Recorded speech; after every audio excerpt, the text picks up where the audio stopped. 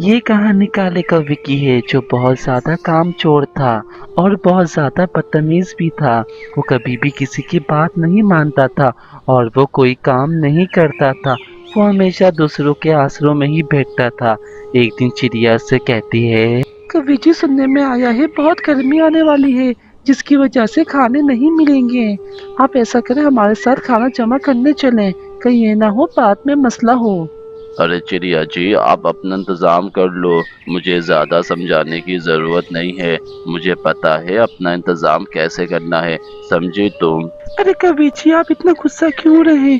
मैं तो आपकी भलाई के लिए ही कह रही हूँ। पहले भी आपने यही किया था, मेरे पास कभी किसी और के पास जा रहे थे, तो मैं कह रही हूँ आप हमारे साथ चलें। ये सुन करके तो कौवा जी और गुस्से में आ जाते हैं और वो चिड़िया जी से कहते हैं, अरे चिड़िया, तुम्हें समझ नहीं आती, जाओ यहाँ से, आइंदा मेरे पास नहीं आना। तुम अपने आप को समझती क्या हो? पिछली दफा ये हुआ था, वो हुआ था, जाओ यहाँ से। फिर चिड़िया अपना खाना जमा करने जा रही होती है। अरे चिड़िया जी, आपका दोस्त काला कौवा नहीं आया? वो हमेशा की तरह नहीं आता और हमेशा आके हमें तंग करता है। हमें खाना दे दो, खाना दे दो। इस बार वो आएगा तो हम खाना नहीं देंगे। मिट्टू जी आप तो उसका नाम ही ना लें। मैं गई थी उसके पास, मैंने उसको बोला हमारे साथ चलो खाना जमा करने, पर वो तो ऐसे गुस्से में आया कि बस पूछो ही नहीं। मुझे बुरा भला कहने लगा, फिर मैं क्या करती, मैं वापसी यहाँ आ गई। अरे चिड़िया जी, आप उसके पास जाते क्यों हो? मुझे पता है वो ऐसा ही है। वो दोबारा आएगा हमारे पास और बहुत मीठी मीठी बातें करेगा। पर चिड़िया जी, इस बार आप उसको खाना नहीं देना, समझे आप। हाँ हाँ मिट्टू जी इस बार तो मैं उसको बिल्कुल भी नहीं दूंगी, चाहे कुछ भी हो जाए। वो जितना आके रोए या जो भी करे, इस बार मैं उसको खाना नहीं दूंगी। फिर अचानक से कौवा का चाचा जी आ जाते हैं। वो आकर चिड़िया जी से कहते हैं, अरे चिड़िया बेटा, कौवा जी तुम लोगों के साथ सामान लेने नहीं आया क्या? वो खाना लेकर जा चुका है। मुझे बताओ उसके बारे में, क्योंकि जंगल के हालात खराब होने वाले हैं। मैंने सुना है जंगल में बहुत गर्मी आने वाली है। चाचा जी मैं आपको उसके बारे में क्या बताऊं? वो बहुत ज्यादा कामचोर है। वो कभी भी खाना जमा करने नहीं चाहता, वो हमेशा हमारे पास ही आता है और उसको मैं समझाऊं तो बहुत बुरा भला कहता है। अब बताएं मैं क्या करूं? हमसे तो वो समझने वाला है ही नहीं। आप जाकर उसको समझा सकते हैं, क्या पता वो आपकी बात मान ले। हमारी बात तो वो कभी भी नहीं माने। अच्छा बेटा, ये बात है। अच्छा हुआ तुमने मुझे बता दिया। मेरे जहन में एक आइडिया है। मैं उसके पास जाता हूँ और उसको खाने का बोलता हूँ। जब उसको शर्म आएगी तो वो तुम लोगों के ही पास आएगा। फिर तुम उसको खाना नहीं देना, क्या पता उसे एहसास हो जाए।